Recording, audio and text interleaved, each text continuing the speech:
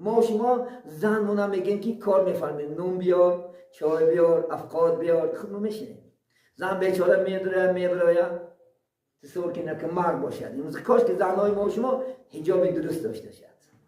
وقتی که میدروید خم میشود تمام وجودش میتابد یا نمی. شما اگر مردا انشاءالله خدمت کنید انشاءالله شما چوما نمیشین، شما زنک نمیشین انشاءالله. خدا بگونه زنی ما و شما دیدنش میدانی این جورت گم کنه که پیش جورت نون بیار نگذارد. برای جورت زنی شما کرده شد، همه به ناموس شد، همه به شرم شد. نگاش نکنی من دست تایف کن براش میپسن شکایت میکنه. همین ابراهیم پدر ملت روز میگه شیشتگی بود، میگه یک انسان اومد، میگه از اکثرش بد اخلاق، اکثرش خیانتگر، خبرش حق میگم. آمانه شدن را فراموش نکنید. موضوع ما شما درباره مهمان و مهمانداری میشود. اکثر تکلیف انشاءالله خلافت برادران بود. موضوع ما شما امروز خلافت بعضی فضیلت های مهمانی خلافت انشاءالله چی فضیلت ها دارد. البته انشاءالله چون که خلق ما و شما مردم ما و شما البته مهمان دوستند، الحمدلله برای مهمان انشاءالله جاناش نمیتیم، لیکن انشاءالله خدا خواهد بازم انشاءالله از سخنهای پیامبر علیه السلام شنیم، از حکایه های زیرین شنویم، با نسبت به محبت شما انشاءالله زیاده می شود. البته بزرگان ما میگن که مهمان عطای خداوند است. میخواستم مهمان عطای خداوند است انشاءالله. خداوند میگه بزرگان تگیم بزرگ تو، یعنی این خانه خوشبختترین بهترین همان خانه است که در مهمان باشد. عزیزان من البته مهمان انشاءالله خدا خواهد یعنی فضیلتش خوشبختترین خانه، بهترین خانه الحمدلله که در اکثر اوقات مهمانان شرکت میکنند انشاءالله خدا خواهد. یعنی حتی که خدا خواهد مهمان چی از عطای خداوند میگن بزرگان حفظوانه و تعالی این مهمانی را انشاءالله خدا خواهد فضیلت و درجه بلند دارد. شاعر گفته است چون مهمان عادت دلشاد باش، چون مهمان آید دلشاد باش،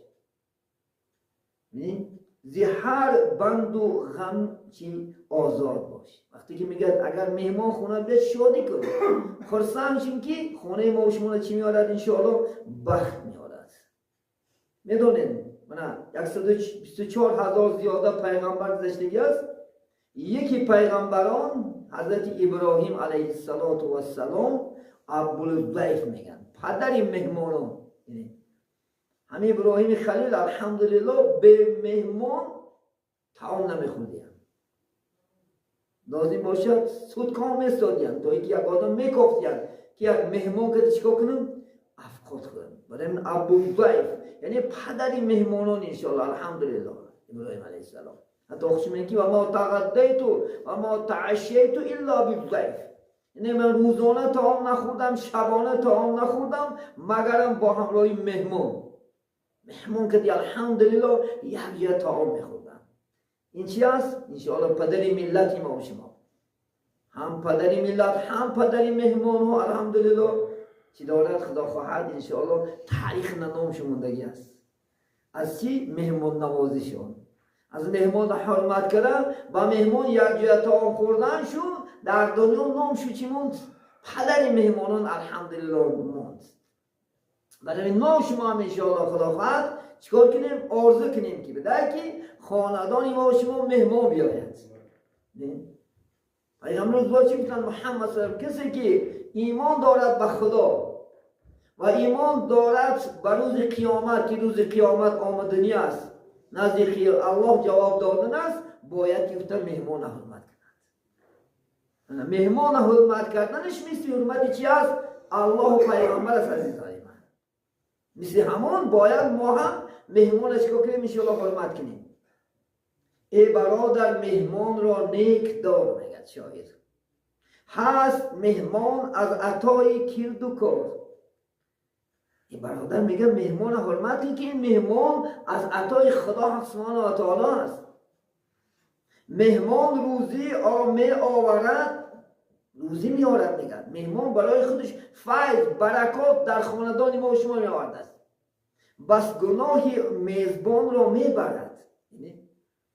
هم انشاءالله خدا خواهد برکت خاندان ما شد، بعدی رفتنش چیکار میکرده؟ الحمدلله گناه ما و شما را میبرده. من حکایت دارای رسول الله برای شما میارم. پیامبر صلی الله علیه و سلم در زمانش یک جوان بود، میگه بسیار مهمان دوست، بسیار آرزو میکنه که دائم در خاندانش مهمان باشد. لیکن یک زن داشتن میگه ممسک بود، گشنه، بخیل، جنجال میکرد، شوهرش آزار میداد، بیزار مهمان شدن. بعضی آدم که بیزاری مهمان، هر روز مهمان آمدن میگیرد.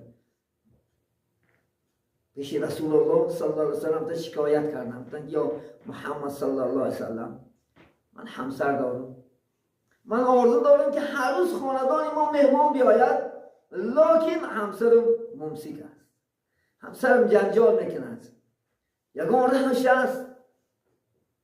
گفتن این سفر اگر مهمان خانت بیاید، سفر زن تگو مهمان میآید، گفتن تو آمدنش هم نظارت کن، رفتنش هم نظارت کن. وقتی که مهمان آمد خانش، حالانکه زن نظارت کرده استاد که مهمان در دامنش گوشت و همه تمام میوجات که خونه درمد آمده. معجزه رسول الله صلی الله علیه و سلم نشانش داد به چشمش. بعد ضیافت خوردن الحمدلله تمام کرده شدن، بعدی رفتن دیدن که مهمانا در دامناشون مار و کژدما چسبیده برمده برفتن. بعد همسر گفتن که چی دیدی؟ پیامبر اسلام مشاهده گفتن مرد گفتن وقتی که من دیدم که مهمانا به خانه ما داخل شدن، در داماش و گوشت و تمام میوجات بود. وقتی که بعد انتهای ضیافت ادا شد، مهمانا برمده برفتن، میگه در تمام دامنهاشو مار و کژدم و درنده های زراره گفتن بردن. دیدی گفتن زنک مهمان تا چی اندازه گفتن چی دارد؟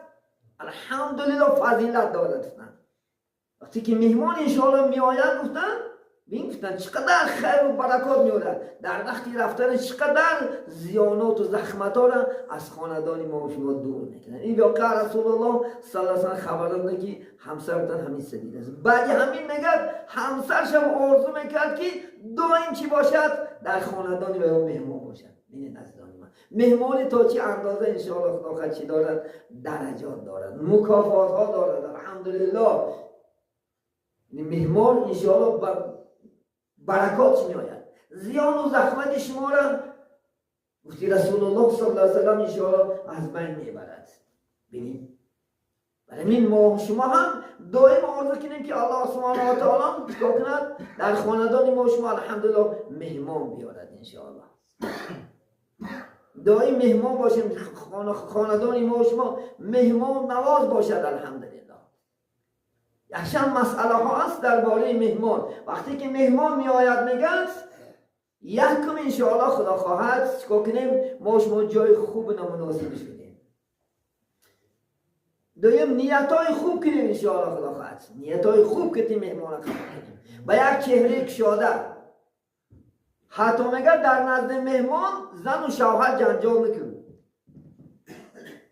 سبب چی؟ مهمان دلش آزار میاد. حتی میگه فرزندکات میگه داد نگو. مهمان چقدر دلش نازک میشد عزیزان من، مهمان چقدر دلش نازک میشد. هرچند میگه غضب آدمش باشم غضب یعنی فرو بر غضب نکن، فرزند تا داد نگو، زن تا داد نگو انشاءالله خدا خواهد. بلکه انشاءالله خدا خواهد با یک چهره شده، با یک انشاءالله خدا خواهد روی خندان مهمان انشاءالله قبول کنیم. حتی وظیفه ما و شما نیت ها را باید که درست کنیم. مهمانم میزبانم، مهمان میزبان صاحب خانه است. همین صاحب خانه هم نیتش درست کرد انشاءالله خدا خواهد و هم نیتش درست کرد برای ثواب بیاید انشاءالله خدا خواهد. برای یگان انشاءالله دختری ما و شما دیده تماشا کردن یا زنی ما و شما برای تماشا کردن نه، بلکه به نیت درست باید که چیکار کند؟ یعنی شرکت کردن. برای چی ما گفتیم که یعنی مخصوص خاندان، چون که از آیله بیرونتر نجاش کنید انشاءالله خدا خواهد. من ای قدیم و ازل ما میشنیم که همه مردم ما و شما خانه میسازن، در دوم خانه چی میگم؟ مهمان خانه. یک تا الهی در خدا خواهد نزد دروازه همه میسازن. میگن این چی هست؟ میگن این خانه است، این خانه انینش مهمان خانه. یعنی برای مهمان ها ببینید از ازل الحمدلله مردم مسلمان های ما و شما که مهمان نوازی دوست میدارن، از ازل این نیت اساسی حال خانه ساختن سر کنند. چیکار میکنیم؟ برای مهمان ها الهی خانه چیکار میکنیم؟ همه انتخاب کردن میبینیم. این هم یک دوست داشتن چی است؟ مهمان است. یک نشانه حقیقی مهمان نوازی ما و شما چیکار میکنند؟ نشان میدن اهل جمعیت. ببینید الحمدلله این ازلی است. این چیز خدا خواهد انشاءالله همه انشاءالله دارد. مقصد جای مخصوص گفتن چی؟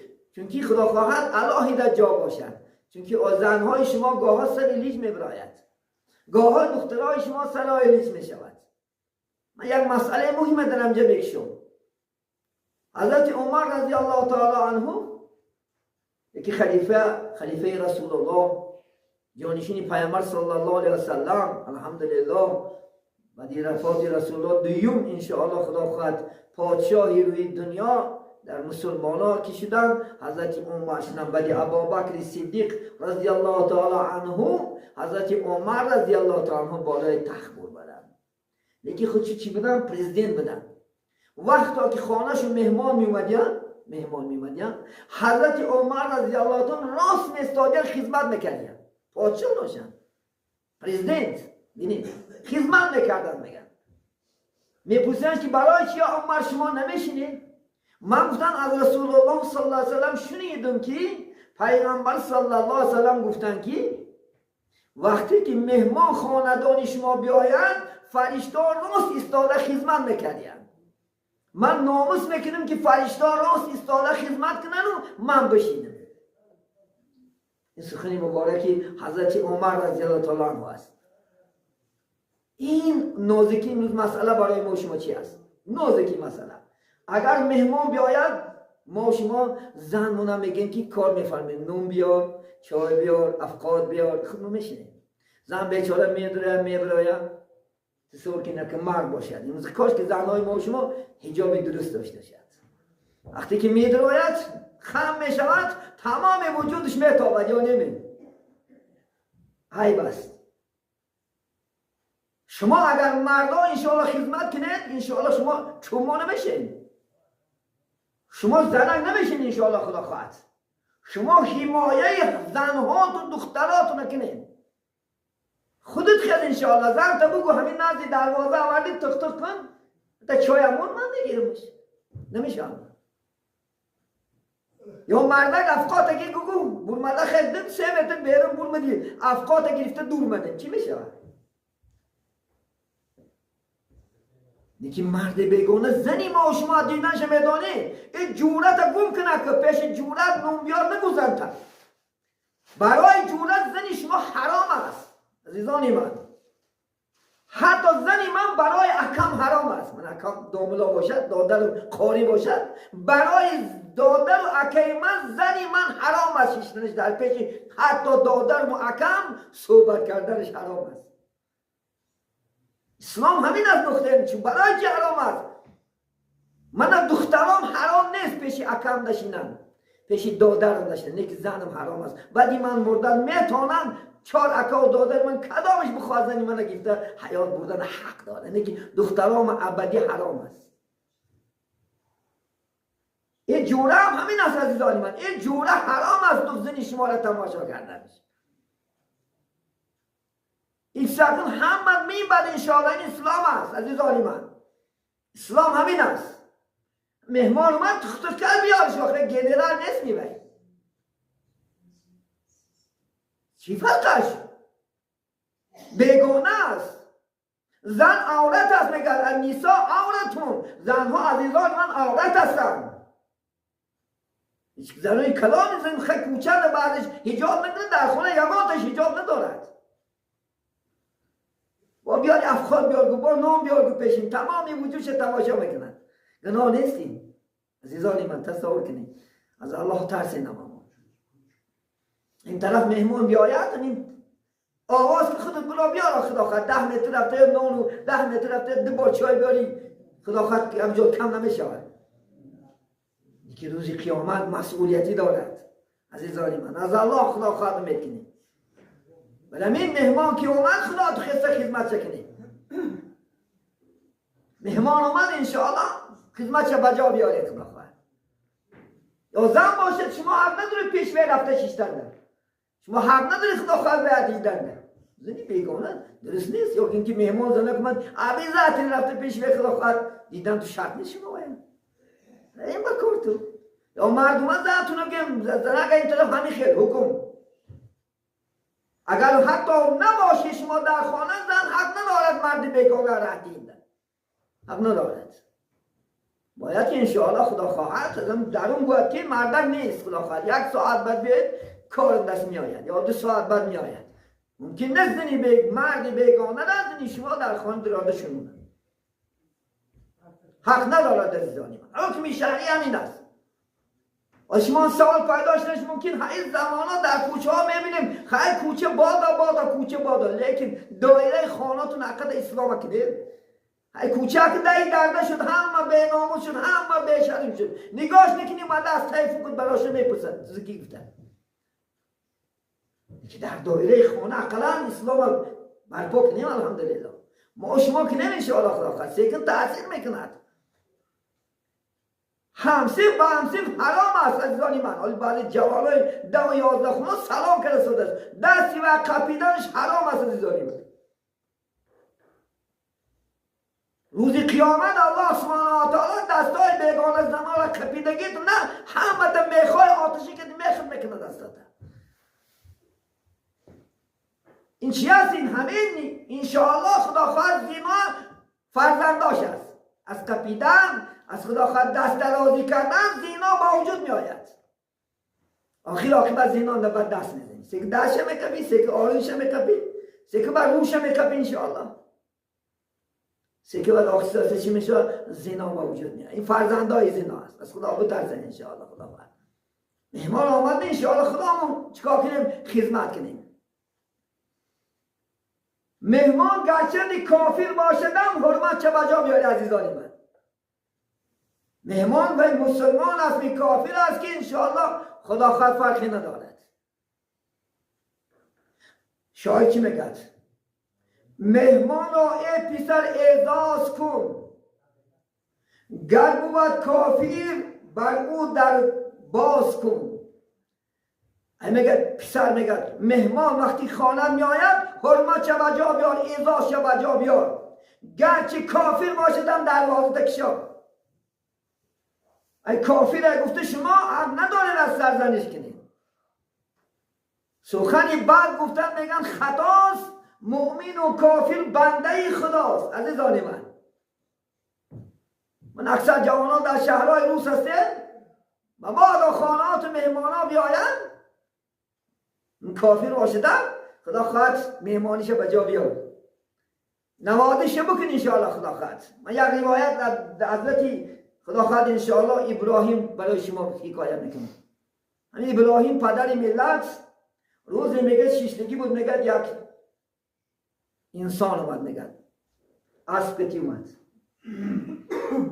گفت که میگه یا ابراهیم گفت یک مجوسی بود از دین بیگانه کس بود خواست که میگه همون شب در خانه این دم گیرد. ابراهیم گفت تو گفت مجوسی هستی؟ گفت من مجوسی هستم. گفت های دینت؟ گفت دیگر است. گفت دینت مجوسی است. گفت که من مهمان کن من. گفت که شرط همین که اگر تو گفت اسلام قبول کنی من تو را مهمان میکنم الا نمیکنم. آخه من گفت از تو گفت اسلام نپرسیدم، من از تو گفت نام پرسیدم مهمانی پرسیدم. خر کرد میگه برمده برفت. خدا حق سبحانه و تعالی حضرت ابراهیم خطاب کرد، گفت یا ابراهیم، گفت همین بنده که نزد دروازه تو اومد، من 70 سال است آب و نانش میتیم. یک بار نپرسیدمش که تو مجوسی هستی؟ برای چی تو ایخل کردی؟ وقتی که خطاب میگه به ابراهیم در رسید، حضرت ابراهیم خس میگه دوید، چند کیلومتر رفتگی بود، رفته میگه یافت داستش، گفت که بیست، گفت ابراده خدا. حالا مجوسی هم حیران شد، گفت چی گپ است، چی حادثه است، چی واقعه است؟ گفت برای تو من خدا خطاب کرد که تو بنده من، تو چی پرسید؟ دین پرسید؟ چی پرسید از تو؟ برای چرا ناامید کردی؟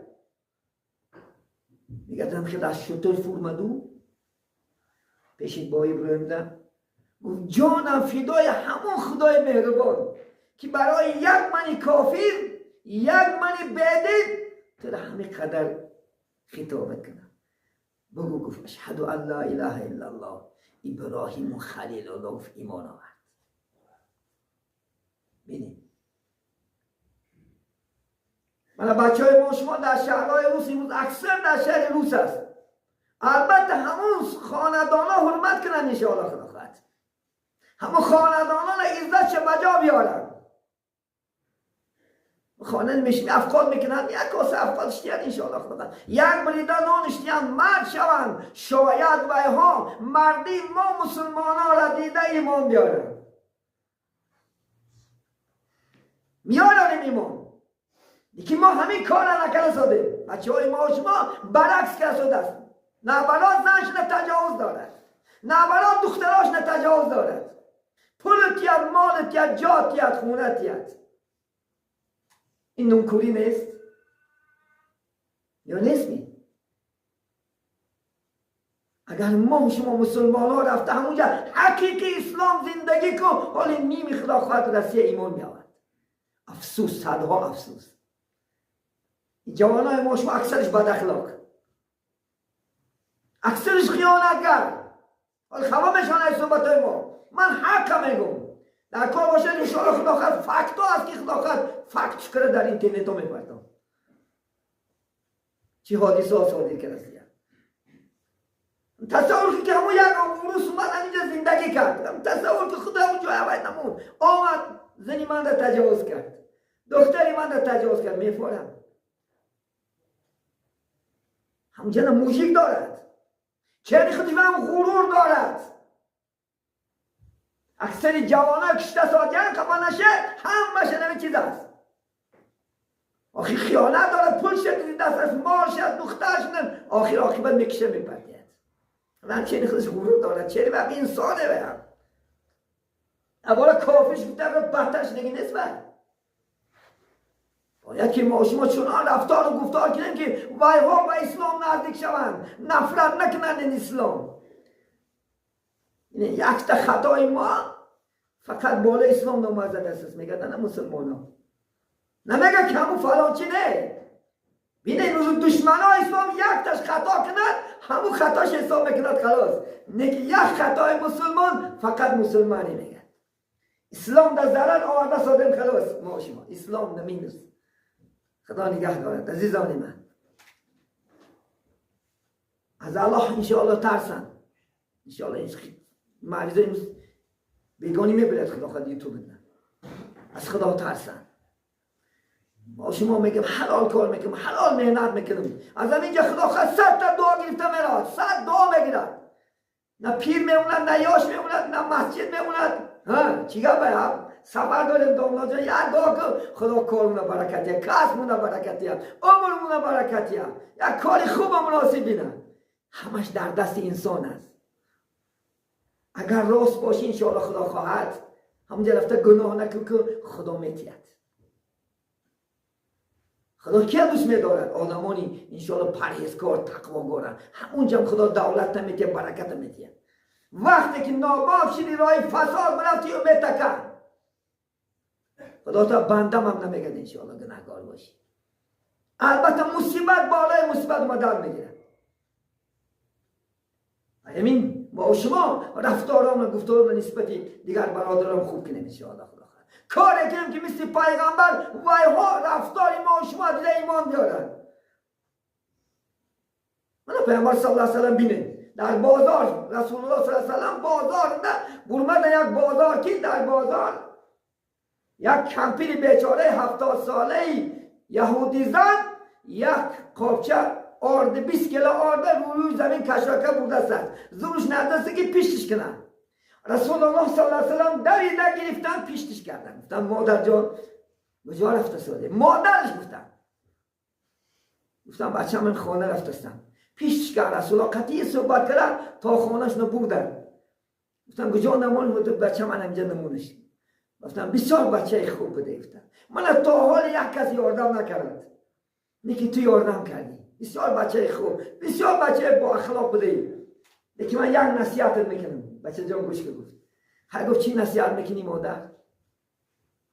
گفت میدانی؟ گفت همین محمد گفته که شخص برمند است. مردم به کلمه لا اله الا الله دعوت دارد، به یک خدایی دعوت دارد. مبادا دعوتت کنه قبول نکرد. رسول گفتم یا مادر گفتم همون محمد من باشم چی؟ گفتن اگر همون محمد تو باشی به این رفتار و گفتاری لحظ شیرین من ایمان میارم. گفت من همون محمد هستم. گفت لا اله الا الله محمد رسول الله. بین عزیزانی من رسول الله به رفتارش به گفتارش به معاملش الحمدلله چندین مردمی کافر و بدین اسلام در نزدیک کرد. بینید عزیزانی من رسول الله در کوچه رفته سادات یک یهودی در درختی انگور شنونده است تاک. گفتن چی شنونده ساده؟ گفتن انگور. جنت برای تو مبارک باد. گفت یا رسول الله گفت برای چی من جنت من مبارک باشد؟ گفتن الله سبحانه و تعالی کسی که انگور شنوند جای جنتی است. اگر گفتم من به همین جنت نرفتم همون انگور کرده پرتافت تا چه اندازه دشمن باید تا چه اندازه ما شما را باید ببینم. یکی پیامبر چی گفت؟ حواله نشو گفت یک بار شنونده گفت مکافات گرفتگی هستی تو جنتی. گفت بادا گفت جانم فدای همون خدا باد که برای یک تا انگور من بشارتی به جنت میگیرم. بگو لا اله الا الله محمد رسول الله. الحمدلله خیلی حکایه ها چندین هزار است عزیزان من. ببینید محمد صلی الله علیه و سلم به رفتار و گفتار و معامله خوبش چندین انسان ها را به اسلام مشرف کرد. ما چی اکی امروز؟ ما پای کی رفته هستیم؟ ما پای کی رفته هستیم؟ هم اخلاقی محمد کلستیم اینه یک جوز شکل کلستیم یک جوزش. ما امروز مسلمان شده همسایه کنی قریب، مسلمان شده اکاو دادر قریب، مسلمان شده پاخوار قریب. یا نمی؟ ما میگیم مسلمانم یه مسلمانم که ما شما از الله نمیترسیم. از الله اگر ترسیم این سور نمیکنیم انشاءالله خدا خواهد. من عزیزانی من وقتم شده است چون که تکلیف شد خدا خواهد چندین معلمای محترم در اینجا شرکت دارن ساعتی یک 20 و 10 میدون دیان انشاءالله چون که 15 تا کم سر میکنه و اون امکانیت از جمعه نمانن انشاءالله خدا خواهد. از این طرف با بیشتر با وقتر بین صبح تا با وقتر آغاز میکنیم انشاءالله. الله اگر فرصتیت برای این عزیزان من برای مهمانداری همه مکمل همت بندیم انشاءالله خدا خواهد. مهمان خدا خواهد کی قطعی نظر کسی که می آید انشاءالله با یک چهره کشاده و عروس اسمی ای کافر است چی باشدم. البته ما شما مهمان نوازیم کرم میگیریم، ما معاملم کرم میگیریم، خوبی هم گفتن میگیریم انشاءالله. شاید و یا بخیر بیایم، شاید این دین تنگ گیرم که من دین میدونیم. من در شهرهایی هست که همسایه‌اش نمیشناسد، همسایه نمیشناسد. ما چی خدا خواهد محلم نمیشناسیم یا نمی همین بالا یک تا مصیبت بیا همه امسال شیار زمین یک بار آه میگد، یک بار دعا میکند، یک بار انشاءالله خدا خواهد حرکت میکند که در جنازه ما و شما اشتراک کنند، حرکت میکنند در انشاءالله کفتن قبر ما و شما شرکت کنند. هیچ نتواندم سهر رفته یک بار دست برداشته خدا رحمت کنه و میراد یا نمی. ما و شما خدا خواهد از این نقطه دین محبت و زیاد است. اگر از این هم با خوبتر کنیم با نکتر کنیم انشاءالله با نور بالای نور میشود خدا خواهد انشاءالله. با از این هم محبت از زور بردیم خدا خواهد انشاءالله. با از این هم انشاءالله مهمان داری را ما خود مهمان هستیم عزیزانی من ایاد نبرون ولی مهمان همون خودت مهمان هستی یا نمی ممکن ساعت من نمیم یک ساعت بعد نیم ساعت بعد جانا به حق میتیم مهمان من. رسول گفتن که دنیا یک ساعت است در همین ساعت گفتن طاعت عبادت کنیم.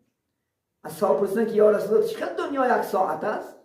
گفتن عمری گذشته بر نمیگردد و میگردد از آینده هم امید نیست عزیزانی من. امید هست از من کدام شما خیزد پرسیم که چند امید روی والله اعلم میگه خدا میدونه یا نمی بلکه خدا دونه دیمک ما ایوازی تیاری و دیدم نکن ما ایوازی انشاءالله میونم مستحکم بسته طاعت عبادت خوبیات در این دنیا کار از دنیا مزرعت الاخره دنیا کساری آخرت عزیزان من اینجا کاری دگیر زراعتگاه دنیا جای کشته عبادت قیمتی باقی بهشته اینجا کار بگرد آنجا نخل بردار تا که شوی سرفراز از فضل غفار. اینجا کار میگرد میوش اون جنه بردار. بله می وقتم شده است عزیزانی من میکنیم انشاءالله جمعه دیگر خدا اگر فرصت یا تنیسیت خاطری جمع باشد و شما عزیزان انشاءالله هم صحبت شدنم حرکت میکنیم. الله اگر تیات نتیات الله انشاءالله دیدار و قیامت انشاءالله چونکه دم غنیمت آدم غنیمت زیدم هوشیار شو که دم امین است زیدم موندی یقین جایت زمین است. این دمت که نبرمد جای 10 متری کوادراتی است. از متاع دنیا بس است ای امین 9 گز کرزباز و 3 گز زمین. خدا خواهد اگر میلیاردر هم باشی همین 3 متر کرد 20 دور همین 1 متر کوادراتی نه جا میشه آورا نشه نه کیلوتا میبری نه ماشین تا میبری نه خدا خواهد زن تا میبری نه دنیا تا میبری عمل از سری ما شما مونده میراد فقط میبرده که عمل خوب نماز طاعت عبادت برامین هیچ داره دست نتیم انشاءالله خدا خواهد.